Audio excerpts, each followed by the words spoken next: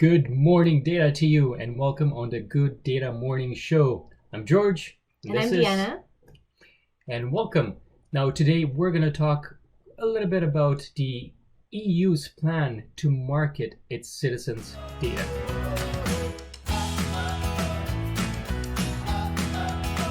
One thing that I do want to mention is that this is the first show that I'm having here on LinkedIn Live.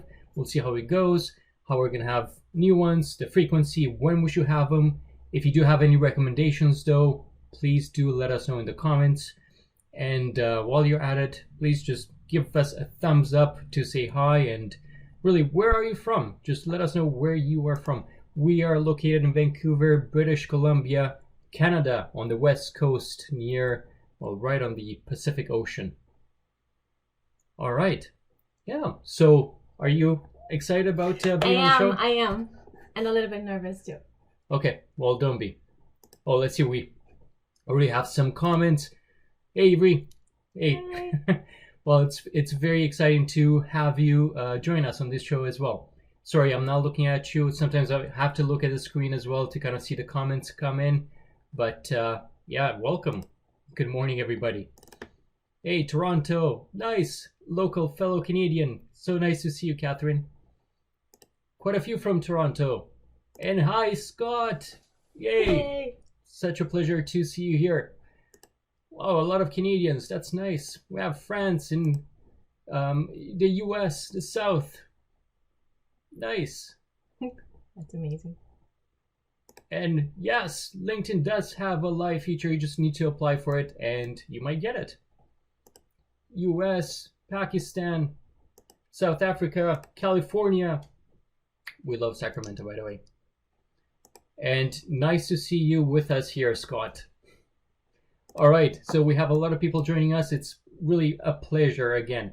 So before, well, let's just jump right into it, because I was reading about this news just a couple days ago, probably on Monday, Tuesday, and I was surprised because I was reading that the EU is starting or wants to market its citizens' data.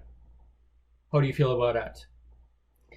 Well, coming from Europe and knowing that my data is stored there as well, I don't feel very good about it. But I'm actually very surprised because, to my knowledge, the GDPR was in state there. So how did that happen? Why did that change? Yeah.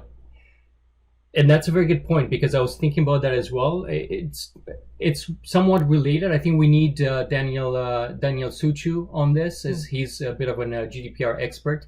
But from my understanding, I mean, GDPR really, it will still protect its citizens by not allowing this, or not allowing, but really providing a bit more protection for its citizens from the organizations that are collecting this data. Whereas this new initiative that they're trying to bring on is there's a huge potential to collect all of their citizens' data, or the EU citizens' data, and have and create these data trusts that would steward the data, protect this data, and basically provide these, let's say, data catalogs, if you will, to organizations, where organizations could subscribe, pay a fee, tap in, and use that data, but from my understanding, under the supervision of these data trusts. So organization will be able to purchase our personal data. I would assume it's anonymized, right? But I wouldn't think it would be George Firican. Hey, he did this and that, went on LinkedIn Live this morning. But yeah, just it will really be under the protection of these data trusts, but they will be able to then, even organizations, they said even other governments, and I would imagine it would be just EU governments. I would be surprised if it would be outside of the EU, but that would be interesting. So they will be able to tap into this data and use it for different purposes. I mean, there's a trove of data that we produce on a daily basis just by using our phones, just by interacting with social media like we are right now. So yeah, it's interesting and scary. Yeah, exactly. I'm just wondering, if initially we had the GDPR and now we have this, what's the next step from this? So yes, we think that it's a little bit more regulated than it is in other places in the world, but still, where's it's a fine line, basically, between privacy and having your data, even if anonymized, used by governments. And honestly, I wouldn't be sure that it's just by the EU governments. Yeah, that's a very good point. And put here Snezana's comment at it's probably to I'm sorry about that. To supervise data to ensure that it's used for its intended use only. And I hope that's the case. I mean, it would be really quite a huge endeavor to actually put this together and make sure that this supervision is done properly and there's no misuse. And so it's a huge project. I think they want to invest at least $7 million, if not more, over the next few years, or just in the next year. I forgot what the numbers were, but they definitely want to go forward with this. And from what I hear, I mean, other governments are doing it already, that, they are collecting all this data. As you know, I think the more notably one would be China, that we keep hearing about it, I mean, allegedly, from third-party sources and friends, and that went there. And exactly, I was just talking the other day with a friend of ours who worked in China for a few months, and probably you know this, but I was very surprised to find out that you can find on the street, so in the city, throughout the city, you find these batteries, or these external batteries that you can lend, and you charge your phone, and then you bring the battery somewhere else at another charging station. And the reason why they have this is because, at least that's what my friend told me, and I don't know from a technical perspective if that's valid, but apparently their phones are sending data on and continuously to all these servers, and basically every single app that they have on their phone sends everything that they do, every photo they take, every word they say, everything they type, every app that they access. And because this data transfer is so big, their phones get very hot and lose battery very fast. So then they need all these charging stations. And they're not regular charging stations. You're not plugging your phone in. Basically, you're just taking these external batteries and then you can charge them on the go. For sure. While we're having this discussion, let us know how you feel about this. How do you feel if your data is being sold, used by the government, for the better use of the country, but potentially by organizations as well? I mean, right now we are freely giving our data to, things like companies like Google, obviously, and LinkedIn, and is that a good thing or not? Yeah. I was surprised when you brought Alexa at home. Oh, don't mention that, it's gonna pop up. It's already listening. Alexa, cancel that. It's already listening. So we are giving Alexa constantly data about what we do, what we think, what ideas we have. And something else that I was I was very surprised about it is the fact that we did an exercise or a trial with some friends of ours. At that point, neither of us had babies, and we started talking about Pampers, and we didn't talk about it over the phone. We didn't text about it. We just talked about it when we were together. And guess what commercial popped up a few days later in our when we turned on Google? It was a commercial about Pampers. So to us, that was about diapers. About diapers, yes. Yeah, interesting. And Martin here, it's sharing with us that he wouldn't really be comfortable with us as with it. Sorry, that wouldn't trust government's capabilities to safeguard it. And I mean, I agree. If you look at organizations already, they aren't doing a great job at safeguarding it. There are so many breaches almost on a daily basis, and which have increased during COVID as well. There's a lot more attacks, a lot more breaches, data breaches that are happening. And yes, governments wouldn't be any better either. So there's definitely risks to collate all that data into the one data center, right? And Mark Montoya, I love your name, by the way. It's that's true. There's no such thing as privacy. In a way, we kind of have to get used to that idea too, right? Very good points. Keep on coming. I love this. I love the interaction. Thank you so much. Yeah, let us know, how do you feel about all of this? How do you feel about governments, organizations capturing your data, using your data? Are you okay that you're signing up for Gmail freely, but they are using your data as well, in a way that other organizations could market to you better.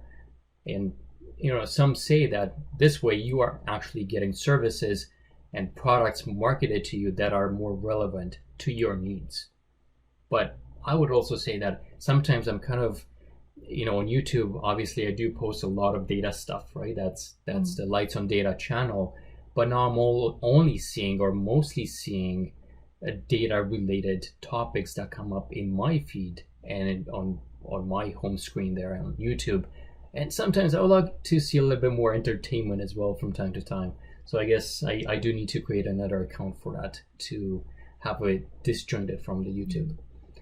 I actually get the same type of ads on Instagram, the same type of ads on Facebook as well. And I sometimes just say, okay, this is not relevant to me. And the message that appears after that, it says, okay, you will not get content like this. Right. But actually I continue getting the same type of content ultimately. I was thinking the other day, and this is more of a philosophical question. So I have nothing to hide, right? So there's nothing, by them knowing my data, I don't know, there's no harm to me, or at least not a perceivable one. Yeah. But on the other hand, I want it to be my choice if I give it or not. But on the other hand, if I use the phone and if I use all these other devices, then I am actually accepting the fact that this data is going to be used. And it's basically what I pay for me to be able to use all these apps. Yeah. But I don't have a choice. Yeah. Because I don't live in a cave. So I need to, in order to function in this world, to have these. Yeah. So I don't have a choice ultimately. But what I was going to say is regarding your comment on I don't have anything to hide, and I agree with you. But at the same time, I feel that there's also the privacy of the cohort, the whole group, where whatever that is, a particular city, particular ethnicity, even a country as a whole, whatever might have you, however they want to split this, I feel they can derive so much information just from the aggregate information. So not even just about you, but just as an aggregate, that in the end, it would really impact us as individuals too. So yes, even if they not necessarily put a name to your data, it would really impact you at the end. Privacy, yeah, good question. That anybody wants to answer that, please do in the comments. Answer Mark's question here. Is there a difference between privacy and anonymity? That's a very good question. And I like Lisa's comment that, there's no harm until the government doesn't like what we decide to do or say. That's true. That's always very dangerous. Things change. As we can see, sometimes from one day to another, things can just change at a flip of a coin. So kind of never know, right? I'm interested by Vivian's comment here that the personal information here, it's being abused in the US. I didn't know that every recruiter is asking to provide birthday and the last 4 digits of the, I guess that's the social security number. That's interesting. I didn't know that you had to provide that, or if that's really with some companies. That's very interesting. And I would assume that's for a way to match things, right? I work for a university here in British Columbia, in Vancouver, and I work for their fundraising arm of the university. But one of the things that we're looking at some of our American colleagues at some of their fundraising programs is their ability to purchase so much more data from the government or third-party agencies. I would say maybe not the government, but from third-party agencies selling it. So just by providing an email address of somebody, you can actually purchase data such as how many kids do they have, what's their estimated income, whereabouts do they live, even some of their preferences. I would assume this is all collated data from maybe you're getting your Safeway card, let's say, or Costco membership card, and maybe they sell that data and they can track that, hey, George has used this card and purchased tomatoes every Thursday because he likes fresh tomatoes, and then me as a fundraiser, I can get that data and appeal to George by talking about tomatoes, I guess. The other day you got an email, I think, in Romanian from a company that you didn't remember having anything to do with, right? Yeah, I did. That was a bit annoying. I forgot it was about perfumes. Yes, and it was because, at least that's our thought on it. We bought flowers for my mother's birthday from a Romanian website. Flowers. And then George got this email in Romanian from a company that sells perfumes. It was the only connection that we could think of. Yeah. And Todd here is not a fan of any government collecting data. Yeah, I agree. I mean, they are collecting it though, right? But yeah, we're not big fans either. And yeah, thanks for reminding me of that story. I did unsubscribe right away, but we have an answer to Mark's question here, and let's see. So what the difference is between privacy and anonymity. Privacy is they know who you are. Anonymity is they don't know who you are, but they can link any data they collect about you. Okay, thank you for that. Oh, anonymity is they cannot connect your data to you. Yes, that makes more sense. All right. Yeah, it's scary, it's intriguing, it's something that makes you wonder, is there something that we can do as citizens? Put our voice up and express our needs, our desires, make sure that whoever is elected. But you know what, I don't want to go into politics actually with this discussion. I want to keep it on a data focus, so maybe let's not go there. We'll leave that to others to debate what's good and bad from a governmental perspective. Yeah. Something that I wanted to mention about your friend's phone story is, I mean, it's so much true that whatever apps you're using, that it really drains your battery. I know when we go camping, or when I go camping for a couple of days, and I put it on airplane mode because I don't have a connection anyways, the battery only goes down probably 10% because I'm not really using any apps. I'm not using any Wi-Fi, any 4G or what have you. So it's good. By the way, speaking of 4G, 5G is coming, so I think we're gonna need to have Colin here at one point and talk to us about 5G, as he knows a little bit, as he's been working with Nokia for a while. By the way, how do you pronounce Nokia? What's your preference? I don't know. All right. You know what I would like? What would you like?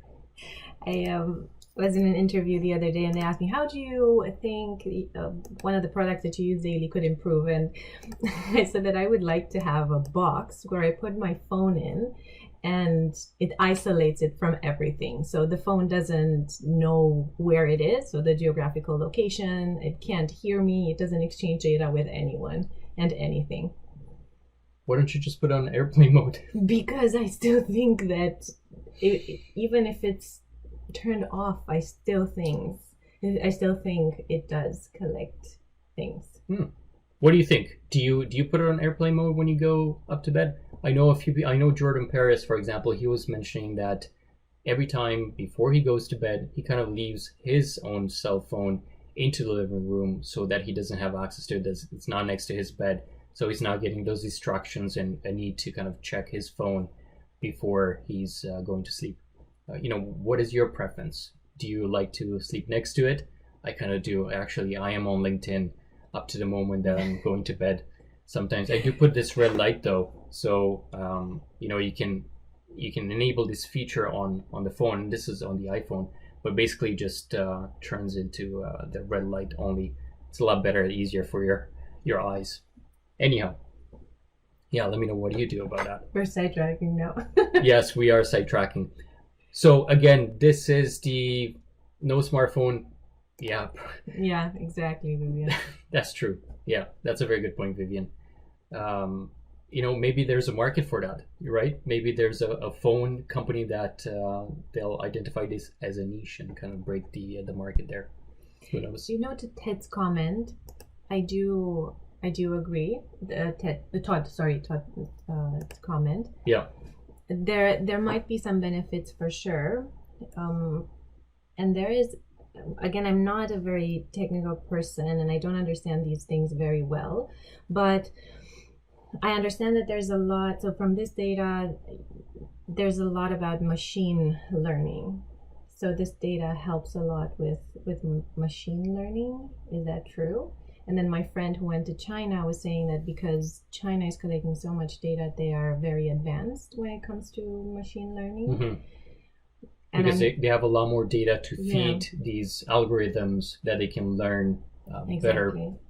Exactly. So I'm not sure if this falls under benefits or not, but maybe this is one of the reasons why also in Europe they are trying to still collect more data than they're doing right now, because it can be used as a weapon. Yeah, yeah, that's a very good point. Back to our previous question, Mark here was mentioning that he has a second phone as well. Yeah, that's a good idea. I kind of miss those Nokia old phones. Kind of the first ones that we had. The one that would open like this and then you talk? Yeah, not the open one. I think it was kind of like just a brick-like phone, but it was so sturdy, and not only that, but its battery will last for days, I feel. Kind of miss that. So, you know what? I think I might have one of those. Oops. Oh, sorry about that. That was a spoon. I kind of miss having it. But anyways, and there's another note here that yes, you can just disable notifications after a time. I think there's an app where you can actually just program in some sort of a sleep mode to put on that. But yes, we digress. What I did want to mention is we're definitely going to have a second show. Let me know if you feel there's a better time when we should have this, if it should be on a Friday, if it should be during the week, Monday, Tuesday, Wednesday, Thursday. We kind of found out that those days are definitely doing better. But the reason why I'm doing this Friday is because I think it was on Wednesday, I had a chat with Kate, who really pushed me into getting on LinkedIn Live, as she found out that I've had it for months and I never used it. And yesterday when I was doing the test, I'm like, okay, let's get onto it. If Kate is recommending that I would do it, then I need to do it. And as I was going on it, I was a little bit terrified because I couldn't find the feature anymore. I couldn't find, okay, well, how do I start this? I'm like, oh no, they took it away now that when I actually wanted to get on LinkedIn Live. But yes. To Mark's point, I missed it. Yes, exactly. It's a classic. I did too. Yeah. Yeah, I love that one. I think at one point you could actually, there was a service that you could purchase ringtones. You would basically text this number with a code associated with the ringtone that you wanted to purchase, and then you get that back. And yes, definitely the movie themes were a hit for sure. Yeah. All right. So yes, let me know if you do have any recommendations on when we should have this show next. It's definitely going to be next week, I would think. Yeah, let's do it next week. And should we have guests? I think so. And I can see a lot of you that could be featured on the show if you're so willing. Let me know if you'd like to be a guest on the show, and we can talk about a data topic similar to how we discussed today. And yeah, let me know what else, what else would you like from this? What else would be missing? So please put that in the comments below. I know there's a bit of a lag between what I'm talking and how the comments are drifting in here, but unfortunately I should have typed this beforehand, the question, so we can have it on the screen. But we're kind of just learning again, first time here on LinkedIn Live, having a blast with all of you. And thank you so much for watching. I think we're gonna start wrapping it up. And yes, Scott, guests, we're definitely gonna feature you as a guest if you are so willing to be on the show. It's always a pleasure to have a chat with you. The crowds love you, as you are aware. You don't need us to tell you that. And we are two of the biggest fans of your content and your postings and your personality. So you know that. Yes. All right. So I think we're gonna wrap it up. Any closing words? No, just thank you very much for being here and for sharing your thoughts. Thank you so much, and have a good data morning, because that's how every good morning should start, with good data and coffee or tea. or hot water, or just water. You know what? Any drink that you prefer. Thank you very much. All right, let's do it. Okay, cheers. Bye. Thank you so much, Martin. Okay, see you next time. Bye. Bye, everybody.